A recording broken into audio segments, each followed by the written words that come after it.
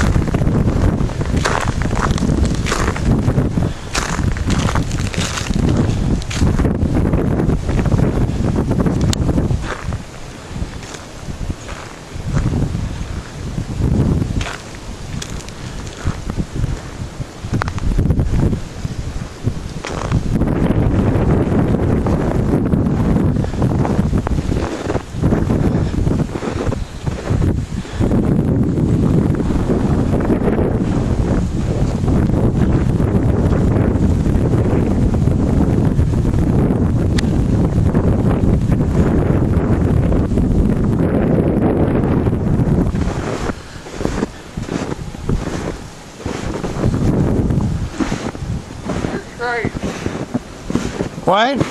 You're crazy. Why? Out here doing that. No, I'm not.